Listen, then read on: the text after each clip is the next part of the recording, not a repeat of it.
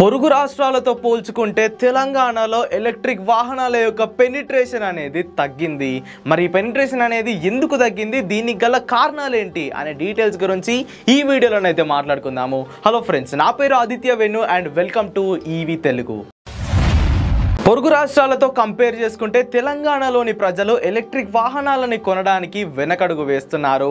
మిగతా రాష్ట్రాలతో కంపేర్ చేసుకుంటే ప్రస్తుతం తెలంగాణలో చాలా తక్కువ ఎలక్ట్రిక్ వాహనాలు అనేవి నడుస్తున్నాయి. Union ministry of road transport and highways వారి ప్రకారం ప్రస్తుతం తెలంగాణలో సుమారుగా 70,000 ఎలక్ట్రిక్ వాహనాలు అనేవి నడుస్తున్నాయి. దీంట్లో 57,000 ఎలక్ట్రిక్ 2 వీలర్లు, 6,000 ఎలక్ట్రిక్ 4 వీలర్లు అండ్ మిగతా 7,000 కమర్షియల్ ఎలక్ట్రిక్ వాహనాలు. మన పొరుగు రాష్ట్రాలైన మహారాష్ట్రతో కంపేర్ చేసుకుంటే మహారాష్ట్రలో ప్రస్తుతం 3 లక్షల ఎలక్ట్రిక్ వాహనాలు నడుస్తున్నాయి. కర్ణాటకలో 2.5 లక్షలు, తమిళనాడులో 1,70,000 ఎలక్ట్రిక్ వాహనాలు అనేవి నడుస్తున్నాయి. సేమ్ మన తెలంగాణ అంత పాపులేషన్ ఉన్న కేరళ రాష్ట్రంలో 1,00,000 ఎలక్ట్రిక్ వాహనాలు నడుస్తున్నాయి. బట్ తెలంగాణలో మాత్రం కేవలం 70,000 ఎలక్ట్రిక్ వాహనాలే నడుస్తున్నాయి. ఇవన్నీ నేను చెప్తున్న నంబర్స్ కాదండి, ఎకనామిక్ టైమ్స్ ఇండియా పత్రిక వాళ్ళు తెలిపిన రిపోర్టు ప్రకారం ఈ డీటెయిల్స్ అయితే బయటపడ్డాయి. రోడ్ ట్రాన్స్పోర్ట్ అథారిటీ వాళ్ళ ప్రకారం ప్రస్తుతం తెలంగాణలో 1,60,00,000 మంది ప్రజలు ఉన్నారు. బట్ ఎలక్ట్రిక్ వాహనాలు మాత్రం కేవలం 0.6% ఉన్నాయి. దాంట్లో కూడా హైదరాబాద్లోనే సుమారుగా 60% ఎలక్ట్రిక్ వాహనాలు అనేవి రన్ అవుతున్నాయి. మరి దీనికి గల కారణాలు చాలానే ఉన్నాయి. ప్రజల్లో ఎలక్ట్రిక్ వాహనాల పైన నమ్మకాలు లేకపోవడం, బ్యాటరీలు పేలుతున్నాయనే భయాలు ఉండడం అండ్ ఛార్జింగ్ స్టేషన్ యొక్క ఇన్ఫ్రాస్ట్రక్చర్ అనేది సరిగ్గా లేకపోవడం, ముఖ్యంగా government incentives. Maharashtra, Gujarat and Delhi లాంటి గవర్నమెంట్లు ఎలక్ట్రిక్ వాహనాల మీద అదనంగా ఇన్సెంటివ్స్ అనేవి ఆఫర్ చేస్తున్నాయి. అందుకే ఆ రాష్ట్రాల్లో ఎలక్ట్రిక్ వెహికల్స్ యొక్క పెనిట్రేషన్ అనేది హైగా ఉంది. అదే తెలంగాణ రాష్ట్రం గురించి మాట్లాడుకుంటే road tax exemption and registration charges wave of తప్ప ఎక్స్ట్రా ఇన్సెంటివ్స్ అనేవి ఏ తెలుగు రాష్ట్రాల గవర్నమెంట్స్ అనేవి ఆఫర్ చేయట్లేదు. సో ఇవి ఎలక్ట్రిక్ వాహనాలు ప్రజలు కొనకపోవడానికి ఉన్న కొన్ని మెయిన్ రీజన్స్ అయితే. బట్ నా ప్రకారం ఎగ్జాక్ట్ రీజన్స్ అయితే ఒక 5 అయితే ఉన్నాయి. దాంట్లో ఫస్ట్ రీజన్ వచ్చేసరికి బ్యాంక్ ఫండింగ్. ప్రస్తుతం ఎలక్ట్రిక్ 2 వీలర్స్ మార్కెట్లో చూసుకుంటే యావరేజ్గా ఒక మంచి ఎలక్ట్రిక్ వెహికల్ కొనాలనుకుంటే ఒక సగటు మనిషి పెట్టాల్సిన ఖర్చు వచ్చేసరికి 1,20,000 రూపాయల నుండి 2,00,000 రూపాయలు. ఒక కామన్ మ్యాన్కి అంత అమౌంట్ ఒకేసారి కట్టడం అనేది పాసిబుల్ అవ్వదు. సో వాళ్ళు బ్యాంక్ లోన్కి అయితే ఆప్ట్ చేసుకుంటారు. బట్ మన తెలుగు రాష్ట్రాల్లో ఉన్న most of the banks electric వెహికల్స్కి ఫండింగ్ ఇవ్వడానికి అయితే వెనుకడుగు వేస్తున్నాయి. చాలా మట్టుకు ఎలక్ట్రిక్ వెహికల్ షోరూమ్స్కి వెళ్తే అక్కడున్న అవైలబుల్ బ్యాంక్స్ వచ్చేసరికి చాలా తక్కువ అండ్ వాళ్ళు కూడా ఇంట్రెస్ట్ రేట్స్ ఎక్కువ వేయడంతో ప్రజలు ఎలక్ట్రిక్ వాహనాలను కొనడానికి వెనకడుగు వేస్తున్నారు. అండ్ సెకండ్ రీజన్ వచ్చేసరికి ల్యాక్ ఆఫ్ అవేర్నెస్. మనం ఇక్కడ కూర్చొని ఏతరు, ఓలా, టీవీఎస్, ఐకి, బజాజ్ చేతకని మాట్లాడుకుంటున్నాం, కానీ మనం గ్రౌండ్ రియాలిటీలోకి వెళ్తే తెలంగాణలోని టైర్ 2, టైర్ 3 సిటీస్కి వెళ్తే మాత్రం అక్కడి బ్రాండెడ్ ఎలక్ట్రిక్ వెహికల్స్ అనేవి 50% మాత్రమే అమ్ముడవుతాయి. మోస్ట్ ఆఫ్ ద సేల్స్ అనేవి నాన్ బ్రాండెడ్ ఎలక్ట్రిక్ వెహికల్స్ నుండే అవుతాయి. సో ఆ ఎలక్ట్రిక్ వెహికల్స్ని ప్రజలు పెట్రోల్ బండ్లలోనైతే నడుపుతున్నారు.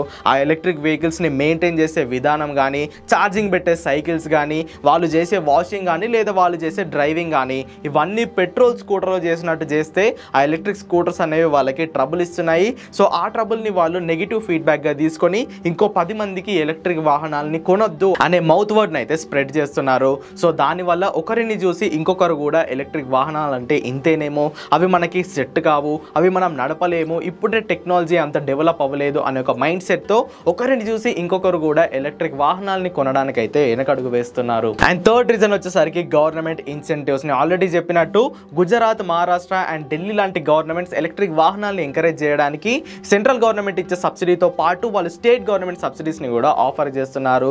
సో ఈ 3 రాష్ట్రాలతో కంపేర్ చేసుకుంటే మిగతా రాష్ట్రాల్లో ఎలక్ట్రిక్ వాహనాల యొక్క ప్రైజెస్ అనేవి ఎక్కువ ఉంటాయి. సో ఎలక్ట్రిక్ వాహనాలని వీళ్ళు తక్కువ ప్రైస్ లో ఆఫర్ చేయడంతో అక్కడున్న ప్రజలు పెట్రోల్ వాహనాల బదులు ఎలక్ట్రిక్ వాహనాలని కొనడానికి అయితే ఇంట్రెస్ట్ చేస్తున్నారు. సో సేమ్ అలానే మన తెలుగు రాష్ట్రాల్లో కూడా ఈ ఎలక్ట్రిక్ వెహికల్స్ యొక్క సేల్స్ పెరగాలంటే ఖచ్చితంగా స్టేట్ గవర్నమెంట్స్ వాళ్ళు ఇలాంటి ఇన్సెంటివ్స్ని అయితే ఆఫర్ చేయాలి.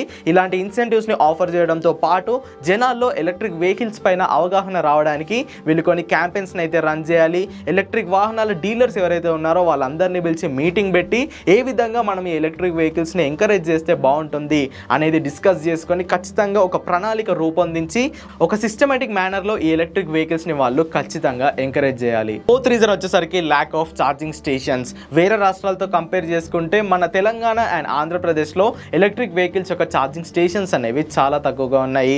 4 వీలర్స్కి అయితే హైవేస్ పైన ఛార్జింగ్ స్టేషన్స్ దొరికిపోతాయి, కానీ 2 వీలర్స్కి మాత్రం అసలే ఛార్జింగ్ స్టేషన్స్ అనేవి లేవు.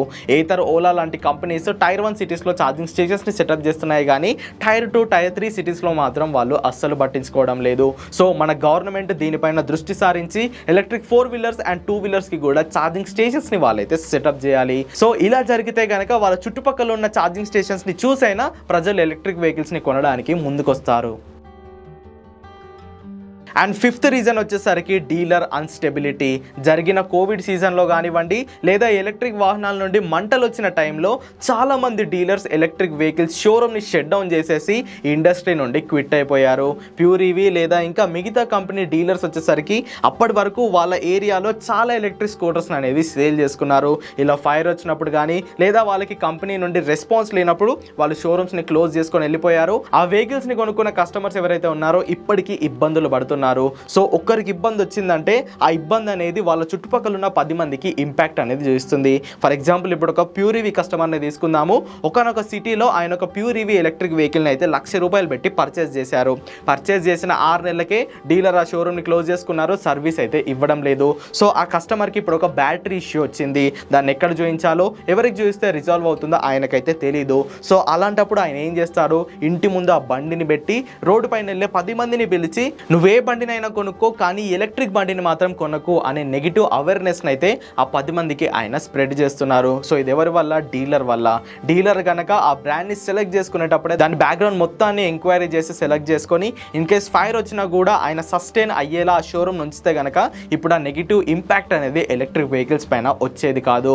సో ఇలా కొంతమంది డీలర్స్ వల్ల ఖచ్చితంగా తెలంగాణలో ఎలక్ట్రిక్ వెహికల్స్ సేల్స్ అనేవి ఇంపాక్ట్ అయ్యాయి అండ్ ప్రజలు ఎలక్ట్రిక్ వెహికల్ని కొనడానికి ముందుకైతే రావడం లేదు. సో ప్రస్తుతం ఉన్న డీలర్స్ అయినా మీ చుట్టుపక్కల ఎవరైతే షోరూమ్స్ షట్ డౌన్ చేశారో ఆ ఎలక్ట్రిక్ వెహికల్స్ యొక్క సర్వీస్ని మీరు ఇవ్వడానికి అయితే ట్రై చేయండి. అండ్ ఎలక్ట్రిక్ వెహికల్స్ గురించి ప్రజలకి కొంచెం పాజిటివ్గా మీరైతే ప్రచారం చేయండి. సో ఈ 5 రీజన్స్ వల్ల ప్రస్తుతం తెలంగాణలో ఎలక్ట్రిక్ వెహికల్ యొక్క పెనిట్రేషన్ అనేది తగ్గిందని నేను అనుకుంటున్నాను. మరి మీ రీజన్స్ ఏంటి, మీ కామెంట్స్ ఏంటో ఖచ్చితంగా కింద కామెంట్ చేయండి. అండ్ ఈ వీడియో కనుక మీకు ఇన్ఫర్మేటివ్గా అనిపిస్తే ఖచ్చితంగా లైక్ చేయండి. అండ్ మన ఈవీ తెలుగు ఛానల్ని సబ్స్క్రైబ్ చేయడం మాత్రం మర్చిపోవద్దు. Go green, go electric.